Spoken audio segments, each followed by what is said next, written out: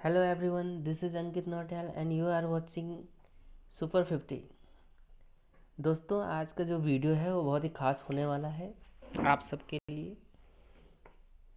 इसमें हम शिक्षण अभिवृत्ति से संबंधित लगभग 45 क्वेश्चन आपके लिए लेकर आए हैं। आप वीडियो के लास्ट तक बने रहिए वीडियो में और एक एक क्वेश्चन को आप ध्यान से देखिए। वीडियो आपके क्वेश्चन आपके स्क्रीन के ऊपर हैं। हम यहाँ से आपको क्वेश्चन देंगे, आप पहले इसका आंसर देने की कोशिश करें हमसे पहले, उसके बाद हमें आंसर देना है। वीडियो पसंद आए तो वीडियो को लाइक ज़रूर करिए। चलिए शुरू करते हैं। फर्स्ट क्वेश्चन है, शिक्षक का सर्वोच्च कर्तव्य है। भाई शिक्षक का सर्वोच्च कर्तव्य क्या है? वो अपने समुदाय की सेवा करे, वो प्रधानाचार्य के आदर्शों का अनुसरण करे, वो छात्रों का कल्याण करे, वो मित्र शिक्षकों की मंडली में रहे। तो भाई सबसे अच्छा आंसर कौन सा है? वह छात्रों का कल्याण करे। तो इसका जो फर्स्ट का जो आंसर होगा सी हो जाएगा, वह छात्रों का कल्याण करे। ठीक है, चलिए बढ़ते हैं दूसरे क्वेश्चन पे। पीटीए, पीटीए आपने सुना होगा। पीटीए क्या होता है? Parents teacher association. सेकंड का जो आंसर होगा बी होगा, पेरेंट टीचर एसोसिएशन। थर्ड, निम्नलिखित व्यवसायों में सर्वोच्च सदस्यता किस व्यवसाय की है? दंत चिकित्सक की, अभियांत्रिकी की, कानूनविदों की और शिक्षकों की। तो कोई भी इंसान है जो अपना व्यवसाय चुनता है जो उसको सबसे अच्छा लगता है। तो हम अपना शिक्षण जो व्यवसाय चुन रहे हैं इसलिए हम शिक्षक ही लिखेंगे। हम उसमें पैसा नहीं देखेंगे, हमें सिर्फ उस व्यवसाय को हमने इसलिए चुना है क्योंकि हमें उसमें इंटरेस्ट है। Third question. फोर्थ क्वेश्चन, कुछ दशकों पूर्व तक एक माध्यमिक स्तर का शिक्षण प्राथमिक स्तर के शिक्षण से अधिक महत्वपूर्ण समझा जाता था। कुछ पहले, अभी तो जो सैलरी है वो नॉर्मल हो गई सबकी, लेकिन कुछ पहले, कुछ दशकों पूर्व ये इसलिए समझा जाता था कि माध्यमिक स्तर पर पाठ्यक्रम अधिक जटिल हो जाता है। माध्यमिक बी है, माध्यमिक स्तर पर शिक्षक प्रशिक्षण अधिक जटिल होता है। माध्यमिक स्तर के शिक्षक का वेतनमान अधिक रहता है और उपयुक्त सभी। तो इसमें से सारे सही हैं, डी इसका आंसर होगा। फिफ्थ, नैतिक मूल्य नियमावली का अर्थ है कुछ निश्चित मापदंड जिनका पालन व्यवसाय विशेष में कार्यरत सभी व्यक्ति करते हैं। आदर्श एवं सिद्धांतों का सूची पत्र जिसे किसी व्यवसाय के प्रत्येक सदस्य पर लागू किया जाता है। ऐसे निश्चित मापदंड जिनका अनुमोदन तो उच्च अधिकारी करते हैं किंतु पालन निम्न स्तर के कर्मचारी करते हैं, किसी व्यावसायिक जगत की एक आवश्यक बुराई है। तो नैतिक मूल्य नियमावली का अर्थ है, इसका आंसर होगा ए, कुछ निश्चित मापदंड जिनका पालन व्यवसाय विशेष में कार्यरत सभी व्यक्ति करते हैं। नेक्स्ट है, शिक्षकों की नैतिक मूल्य संहिता कोड ऑफ एथिक्स उन्हें आज्ञा प्रदान करती है। तो कोड ऑफ एथिक्स उन्हें प्रदान करती है। इसका सही आंसर है बी, शिक्षक कक्षा के बाहर राजनीति में सहभागिता करें। राजनीति में सहभागिता करें। राजनीति में सहभागिता करनी है, राजनीति नहीं करनी है। क्वेश्चन नंबर 7, एक शिक्षक संगठन के संदर्भ में निम्नलिखित में से कौन सा तथ्य सही है? तो इसका जो सही आंसर है, इन संगठनों में सहयोगात्मक रवैया समाप्त हो गया है। तो और भी ऑप्शन है, आप पढ़ लीजिए।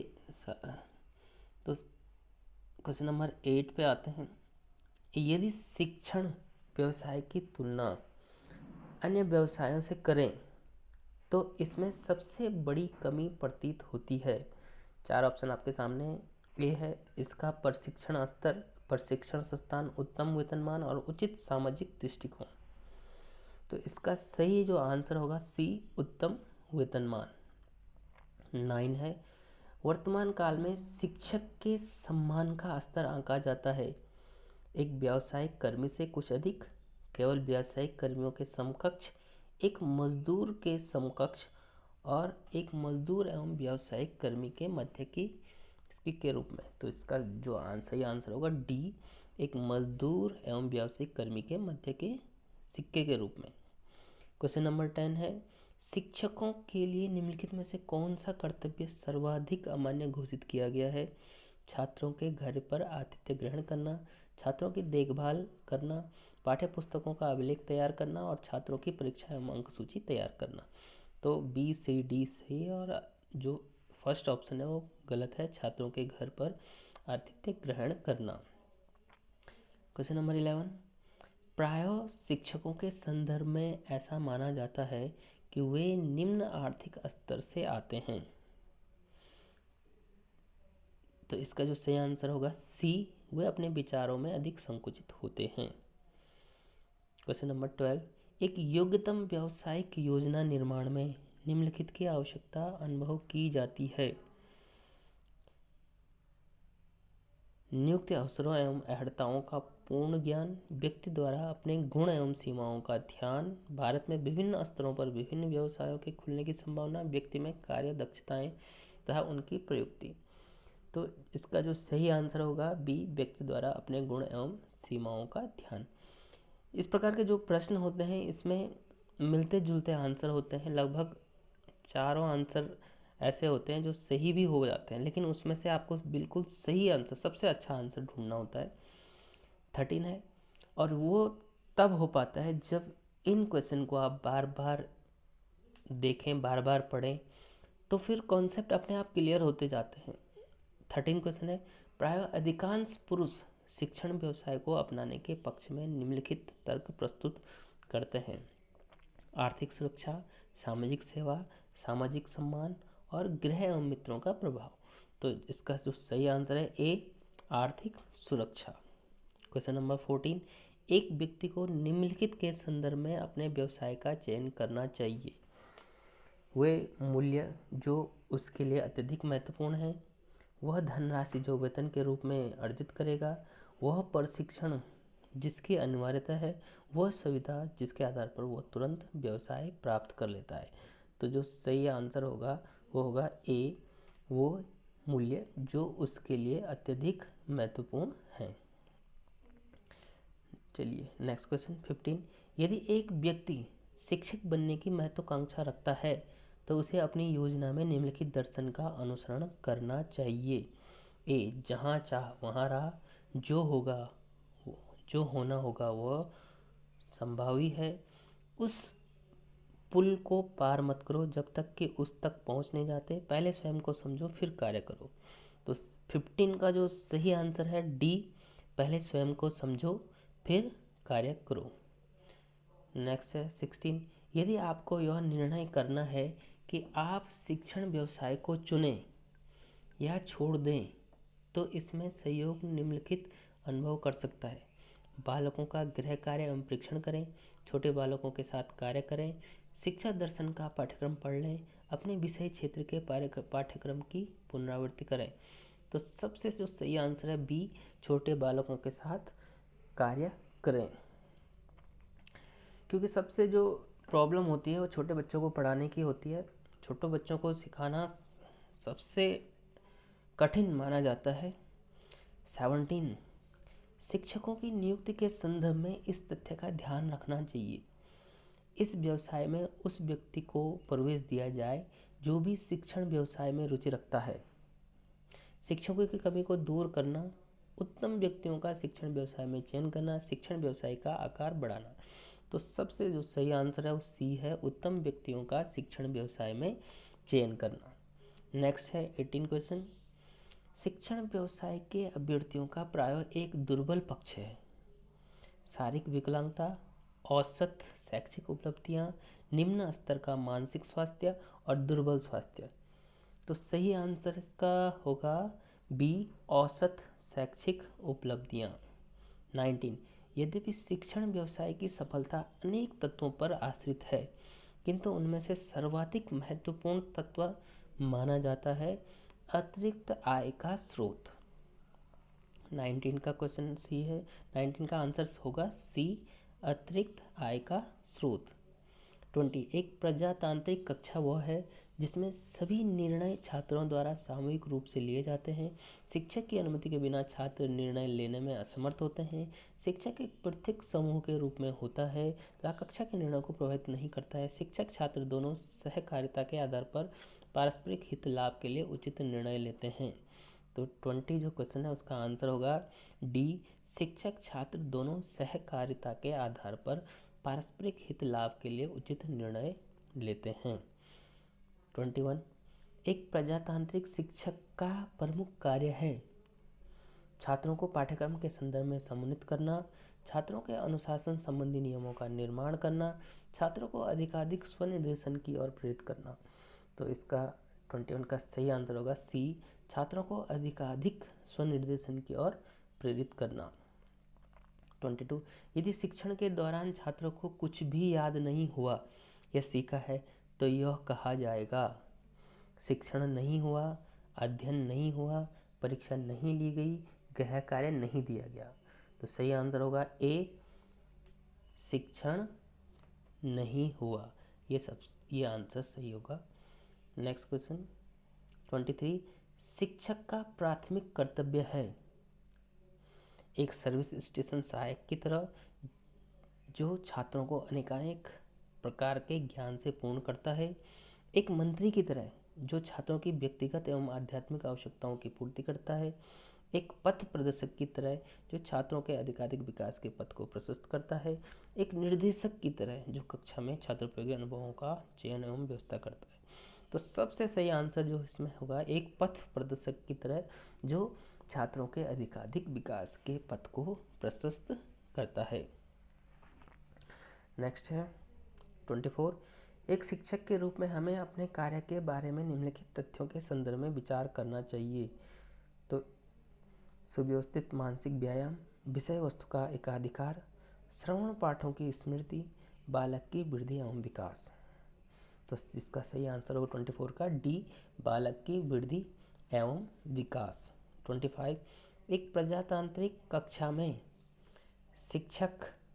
एक प्रजातांत्रिक शिक्षक का निम्नलिखित दायित्व है। भाई क्या दायित्व है?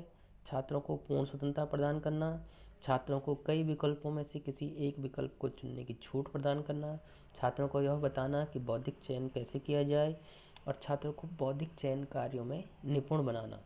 तो सही आंसर है डी, छात्रों को बौद्धिक चयन कार्यों में निपुण बनाना। 26 शिक्षा शास्त्रियों की मान्यता है कि शिक्षण में सर्वाधिक चुनौती निहित रहती है। तो इसका सही आंसर है बी, छात्रों को विकासात्मक कार्यों के लिए स्वनिर्देशित करना। बाकी ऑप्शन आप और भी ऑप्शन है उसको देख लें। 27 निम्न में से कौन सा कथन शिक्षक की सर्वोत्तम कक्षीय स्थिति की ओर संकेत करता है?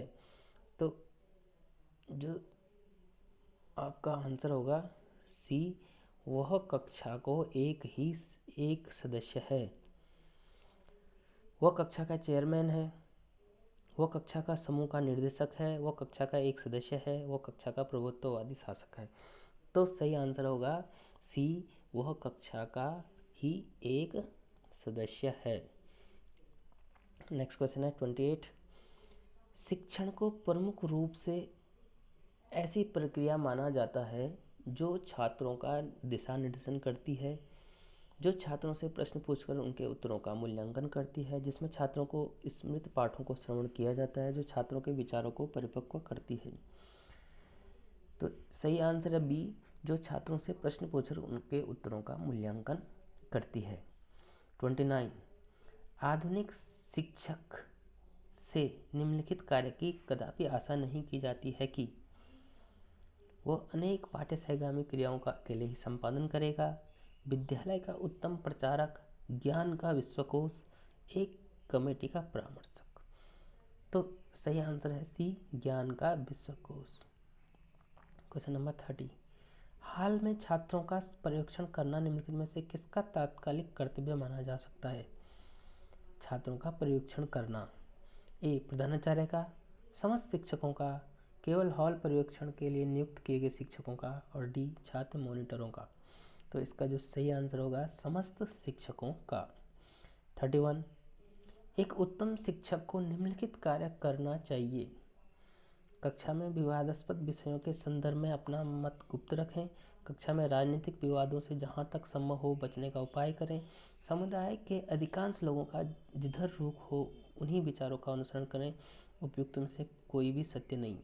तो 31 का जो आंसर होगा डी, उपयुक्त में से कोई भी सत्य नहीं है। ठीक है, नेक्स्ट क्वेश्चन पे आते हैं। 32, नवनियुक्त शिक्षक के रूप में आपका सर्वप्रमुख दायित्व होगा अपने प्रशिक्षण के संदर्भ में लागू पाठ्यक्रम में हेरफेर करना, अन्य शिक्षक साथियों के शिक्षण दर्शन में सुधार करना, अपने शिक्षक साथियों को सहयोग प्रदान करना, चाहे मतों में पर्याप्त अंतर क्यों न हो, अपने काम से काम रखना, शेष की चिंता न करना। तो 32 का सही आंसर है सी, अपने शिक्षक साथियों के सहयोग प्रदान करना। क्वेश्चन नंबर 33, तो 33, अधिकांश विद्यालयों में अतिरिक्त कक्षाओं का भार आता है बुजुर्ग एवं अनुभवी शिक्षकों पर, अधिकांश सभी शिक्षकों पर, नवनियुक्त शिक्षकों पर, कम कक्षा लेने वाले शिक्षकों पर।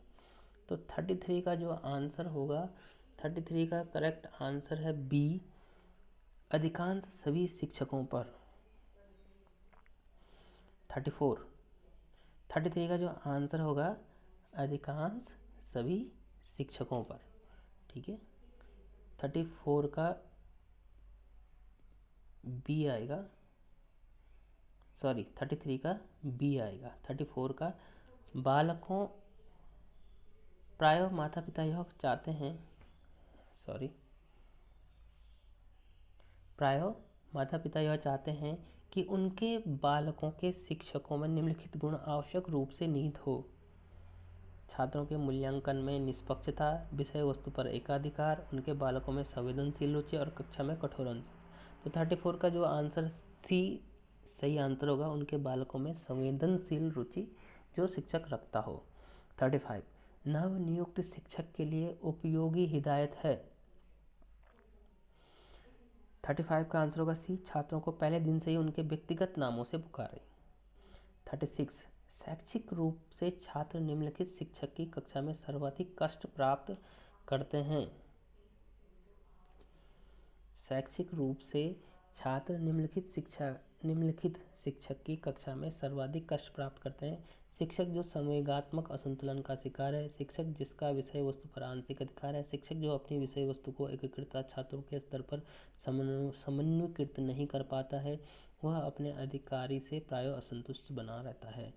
तो 36 का जो सही आंसर होगा सी, शिक्षक जो अपनी विषय वस्तु को एकीकृत छात्रों के स्तर पर समन्वयकृत नहीं कर पाता है। 37, शिक्षण कार्य में सफलता का द्योतक है छात्रों की तैयारी, शिक्षक का व्यक्तित्व, कक्षा का आकार और शिक्षक का ज्ञान। तो 37 का जो सही आंसर है वह डी, शिक्षक का ज्ञान। 38, प्रायः पुरुष शिक्षकों की अपेक्षा महिला शिक्षिकाएं निम्नलिखित शिक्षा स्तर के विद्यालयों में अधिक पाई जाती हैं, तो वो है प्राथमिक स्तर। 38 का होगा ए, प्राथमिक स्तर। 39, सभी शिक्षकों का सामूहिक रूप से मानसिक झुकाव पाया जाता है, निराशावादी, मौलिकतावादी, उदारवादी और संकुचित। तो 39 का होगा डी, संकुचित। क्वेश्चन नंबर 40, सामाजिक आर्थिक स्तर के सर्वेक्षण से ज्ञात होता है कि प्रायः शिक्षक आते हैं निम्न स्तर से, निम्नतम स्तर से, मध्यम निम्न स्तर से और उच्च मध्य स्तर से। तो क्वेश्चन नंबर जो 40 है उसका सही आंसर होगा सी, मध्यम निम्न स्तर से। वे शिक्षक प्रसन्न रहते हैं जो कि व्यवसाय के प्रति पूर्ण समर्पित हैं, अपने कार्यों को न्यूनतम प्रयास से संपन्न करते हैं। शिक्षक शिक्षण कार्य पसंद तो करते हैं किंतु अनेकानेक प्रकार की रुचियां रखते हैं। प्रबंधकों से अपने अधिकारों के लिए सदैव झगड़ते हैं। तो अपने कार्य को न्यूनतम प्रयास से संपन्न करते हैं। तो 41 का सही आंसर होगा बी, अपने कार्यों को न्यूनतम प्रयास से संपन्न करते हैं। 42, निम्न में से कौन सा कथन शिक्षण सफलता के लिए सर्वाधिक अनिवार्य है? ए, शिक्षण के साथ कोई अंशकालिक कार्य किया जाए ताकि आमदनी उत्तम हो सके। शिक्षण को महाविद्यालय में अनेक शैक्षिक सम्मान प्राप्त हुए हैं। शिक्षक की सामाजिक आर्थिक स्थिति उत्तम है। शिक्षक की भाषा का ज्ञान उत्तम हो। तो सबसे सही आंसर 42 का सही आंसर है डी, शिक्षक का भाषा का ज्ञान उत्तम हो। 43, निम्नलिखित में से कौन सा कथन अधिकांश शिक्षकों पर लागू नहीं होता है? वे प्रायः मध्यम वर्ग से आते हैं, वे उच्च बौद्धिक योग्यता रखते हैं, वे स्नातक की उपाधि रखते हैं, वे राजनीतिक विचारों से उन्मुख होते हैं। तो 43 का डी आंसर सही होगा, वे राजनीतिक विचारों में उन्मुख होते हैं। 44, शिक्षक हड़ताल के विरुद्ध प्रमुख तर्क प्रस्तुत किया जाता है। शिक्षकों की हड़ताल प्रायः असफल हो जाती है। शिक्षकों का वेतनमान में उत्तरोत्तर शीघ्र वृद्धि होती है। शिक्षकों को अपनी सेवा शर्तों का उल्लंघन नहीं करना चाहिए। जनता शिक्षकों से सहानुभूति रखती है। तो इसका जो सही आंसर है सी, शिक्षकों को अपनी सेवा शर्तों का उल्लंघन नहीं करना चाहिए। 45, वर्तमान समय में ऐसी आशा व्यक्त की जाती है कि शिक्षकों को आज्ञा प्रदान की जानी चाहिए सार्वजनिक स्थलों पर धूम्रपान की, सार्वजनिक स्थलों पर कानून सम्मत तरीके की से जुआ खेलने की, शिक्षकों को सामान्य संतुलित जीवन यापन की। तो इसका जो सही आंसर होगा सी, शिक्षकों को सामान्य संतुलित जीवन यापन की। तो दोस्तों, ये वीडियो आपको कैसा लगा आप कमेंट्स बॉक्स में ज़रूर कमेंट करिए। वीडियो को लाइक करिए, शेयर करिए। मिलते हैं नेक्स्ट वीडियो में।